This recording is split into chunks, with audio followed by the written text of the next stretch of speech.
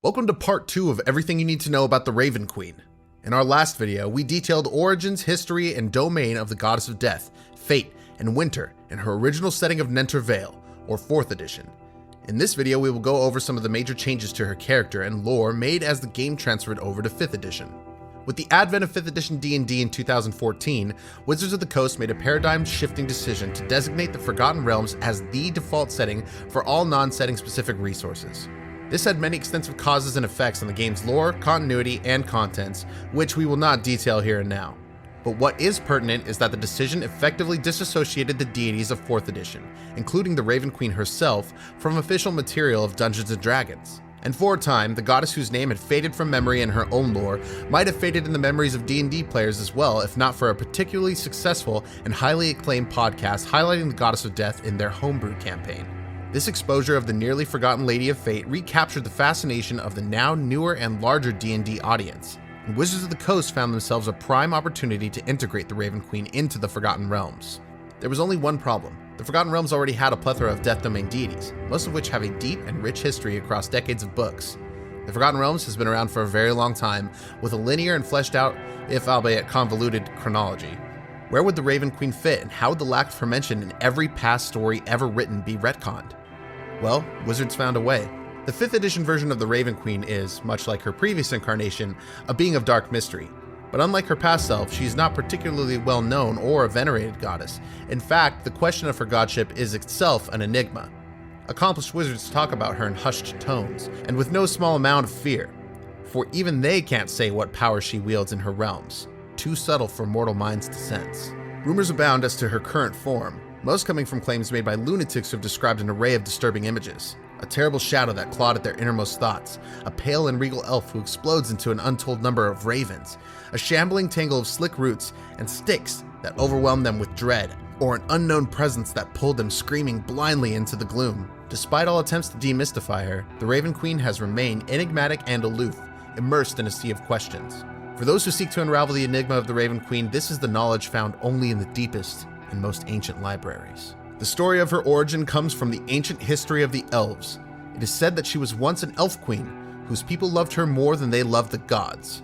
Her true name has been lost to time, but from the fragments that have been found of her history, it was she when Corellon, the father of all elves, and Loth, the future queen of the demon web pits, were locked in conflict, tried to use the souls and magic of her people to elevate herself to godly status, and use her power to salvage the fractured pantheon of the elves. Exactly how she would accomplish this, or if this was really ever her goal to begin with, is not truly known.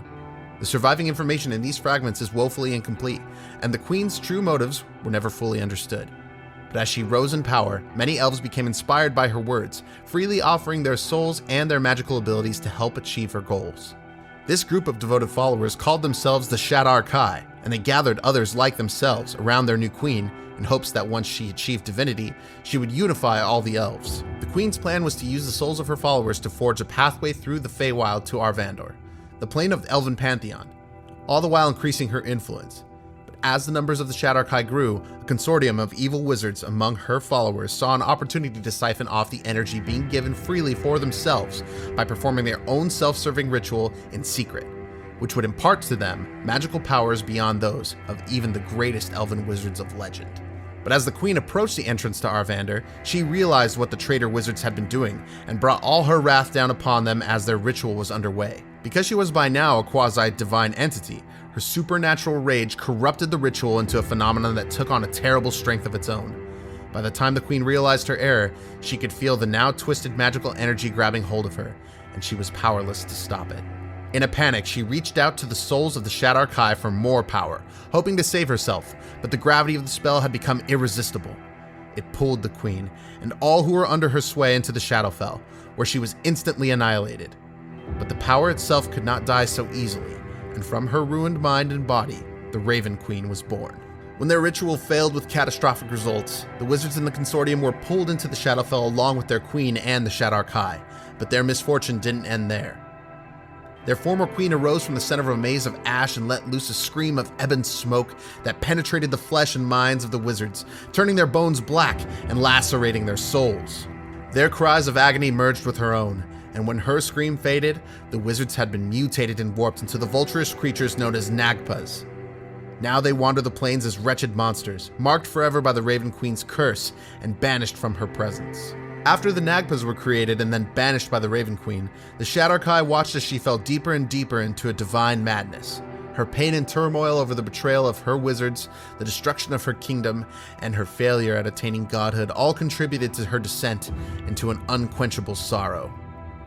At the same time, the energy of the corrupted ritual was still transforming her, breaking down her form from a physical one into an entity composed of symbols, images, and perceptions. To keep herself from dissipating entirely into nothingness, the queen used the last vestiges of her personal power to pull dead memories from the Shadowfell about her, creating a cloak of identities that sustained her. Over centuries, those dark memories accumulated and coalesced to give shape to the entity now known as the Raven Queen. The Raven Queen's desire to interfere with the affairs of the gods and her subsequent failure was taken as nothing less than treason by both Corellon and Lolth. As a result, the physical reality of her kingdom was shifted to the Shadowfell, and the memory of her existence was wiped from the minds of elves. Initially, no mortals knew of her, but over the centuries, those who have journeyed to the Shadowfell and those who have encountered Shadar-kai in the world have seen or heard tales of a dark fortress, a mysterious figure surrounded by gaunt servants, and scores of seemingly sentient ravens. Most folk who have heard of the Raven Queen view her through a lens of superstitious fear, attributing to her all kinds of strange occurrences, mishaps, and coincidences. But those who seriously study the arcane warlocks, wizards, sorcerers, and the like know that her effect on the world is farther reaching than that. Since achieving divinity, the Raven Queen has filled her realm with shadows and memories, obsessively collecting such essences from remnants of dead gods and mortals that were strewn throughout the Shadowfell. From these metaphysical fragments, she formed her new home, a twisted castle that the Shadar-kai call the Fortress of Memories, a maze-like castle deep within the bleakness of the Shadowfell.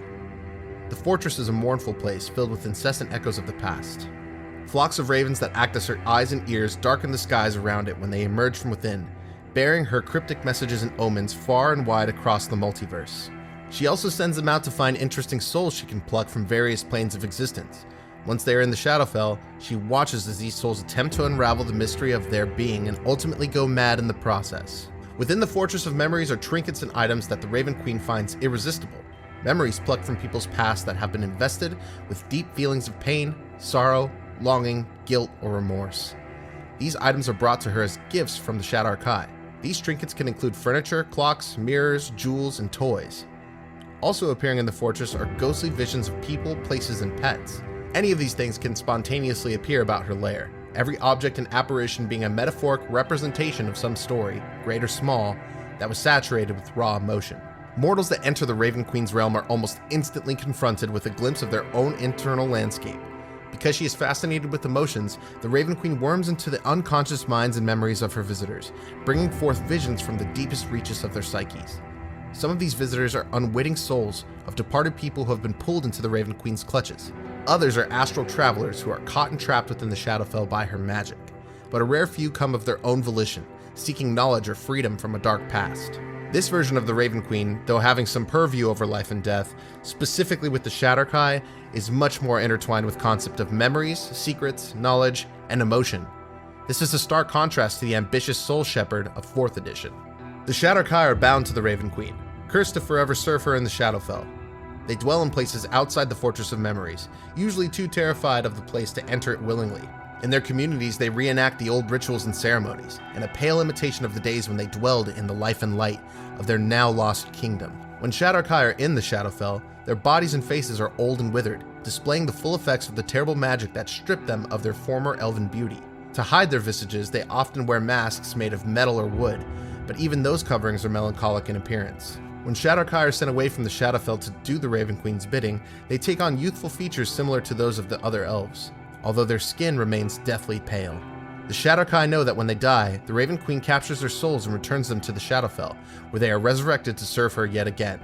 Thus they consider death to be a temporary condition, and many Shadar-kai care little for the physical shell that they currently inhabit. When the Raven Queen sees a soul or a piece of information she wants, she sends her ravens to alert the Shadar-kai. Her minions then put their trust in these cryptic, cawing guides to lead them where the barriers are weakest so they can slip across plains to their destination. Once at their destination, the Shadar-kai watch and wait, looking for the tragedies their queen wishes them to collect. Sometimes they are small, a spurned lover, a lost item, a betrayal. But some tragedies are much graver: a murder, a war, a diabolical bargain. To bring back a trinket for their queen, the Shadar-kai use their shadow magic. If a target is living, they magically infiltrate the person's mind and exercise the desired bits of emotion. Or if the target is close to death, the Shadar-kai capture the whole soul to bring back to the Raven Queen. There it is. That's everything you need to know about the Raven Queen in 5th edition. Now you can have fun tearing your players out of the material plane and into the heart of the grim maze designed to use their memories against them. Or running a Shadar-kai warlock on a secret undertaking of mysterious intent. Or even introducing her as a villain in your campaign, not motivated by conquest or power, but by the causation of grief. And just remember to tell us in the comments how it goes.